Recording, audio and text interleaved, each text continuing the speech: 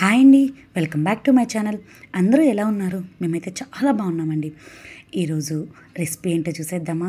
అసలైతే ఇది చెప్పడానికి నోరు ఊరిపోతుందండి, అంత బాగుంటుంది. సమ్మర్ వచ్చిందంటే చాలు మ్యాంగోస్తో రకరకాలుగా చేసుకుంటాం.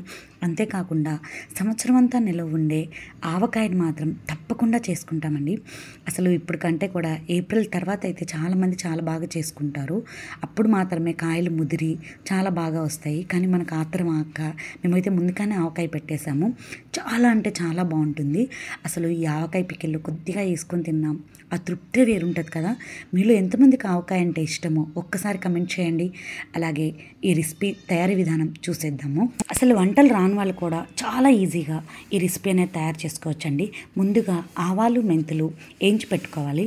నేను 1 కేజీకి కొలతలు చెప్తున్నాను. 1 కేజీకి అయితే ఒక 20 గ్రామ్స్ ఆవాలు తీసుకున్నారంటే 10 గ్రామ్స్ వరకు మెంతులు తీసుకొని బాగా వేయించుకొని దాన్ని ఇలాగ ఫైన్ పౌడర్ లాగా చేసుకొని చూడండి, చూపించిన విధంగా జల్లెడ కూడా పట్టుకొని మెత్తటి పొడిని పక్కన పెట్టుకోవాలి.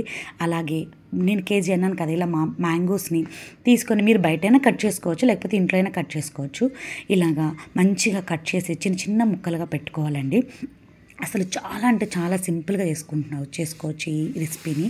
ఇలాగా ముక్కలు కట్ చేసుకున్నాక ఆ ముక్కల్ని నేను గ్లాస్ తోటి చూపిస్తున్నాను. ఇలాగ గ్లాస్ తోటి కొలిస్తే నాకు మొత్తానికి కేజీకి 4 గ్లాసెస్ అయ్యండి. ఫుల్గా పోసేసాను. సో ఆ 4 గ్లాసెస్కి ఒక హాఫ్ గ్లాస్ వరకు ఉప్పు వరకు అయితే ఉప్పు ఇలా పోసేసుకోవాలండి, హాఫ్ గ్లాసు. అలాగే హాఫ్ గ్లాస్ వరకు కారం, హాఫ్ గ్లాస్ కంటే తక్కువ పోసుకున్నా పర్వాలేదు సాల్ట్ అనేది, కానీ కారం కూడా హాఫ్ గ్లాస్ వరకు అయితే పోసుకోవాలండి. అంటే 4 గ్లాసులకి నేను కొలతలు చెప్తున్నాను. సో అలాగే మెంతులు ఆవాలు అలాగే కొద్దిగా తెల్లగడ్డలు వేసి కూడా దంచుకొని ఇలాగా పౌడర్ని చూడండి, ఆ ఫైన్ పౌడర్ని ఇలా కలపండి. ఒక 4 నుంచి 5 టేబుల్ స్పూన్ వరకు బాగా కలపాలండి. అలాగే కొద్దిగా పసుపు వేయండి. పసుపు వేసి బాగా చూపించిన విధంగా ఇవన్నీ కలిసేలాగా ముక్కలకి ఆ ఉప్పు కారం పసుపు అని పట్టేదిలాగా బాగా కలపాలి. ఇలా కలిపిన ముక్కల్ని ఒక 10 to 15 మినిట్స్ పక్కన పెట్టండి. ఈ లోపల మనం ఆయిల్ తోటి వెయిట్ చేసి పోసుకోవాలండి. సో వెల్లుల్లిపాయల్ని పొట్టు తీసేసి ఒక 10 నుంచి 15 వరకు 20 వరకు పక్కన పెట్టుకోవాలండి. పక్కన పెట్టుకొని ఈ కలిపిన దాంట్లో కాకుండా మామూలుగా మనం ఆయిల్ పోపు పెట్టుకోవాలని చెప్పాను కదా. సో అందుకోసం అసలు ఆవకాయ సంవత్సరం అంతా మనకి ఎప్పుడైనా అప్పుడప్పుడు వేసుకొని నేను రోజు అయితే వేసుకొని తినమని చెప్పను. సో అప్పుడప్పుడు వేసుకొని తినడానికి చాలా అంటే చాలా బాగుంటుంది కదా.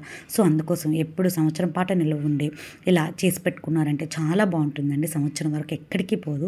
నేను ఇలాగ 200 గ్రాముల వరకు ఆయిల్ తీసుకున్నానండి 1 కేజీకి. అండ్ మీరు కావాలంటే 250 గ్రామ్స్ వరకైనా తీసుకోవచ్చు. సో దాంట్లో కొద్దిగా పచ్చెనగపప్పు, ఒక 2 నుంచి 3 ఎండుమిర్చి, అలాగే వెల్లుల్లిపాయలు అని చెప్పాను కదా, వెల్లుల్లిపాయలు, అలాగే కొద్దిగా ఆవాలు వేసి బాగా వేయించుకోవాలండి. అలాగే కొద్దిగా మీకు కావాలంటే కరివేపాకు కూడా వేసుకోవచ్చు. ఇలాగ వెల్లుల్లిపాయలు వేసి ఇది బాగా వేగాలండి. పోపు అనేది బాగా వేగాక, అంటే నాకు వెల్లుల్లిపాయలు చాలా పచ్చిగా ఉన్నాయి, సో అందుకోసం ఎగిరి పడుతుందని ఇలా మూత పెట్టాను.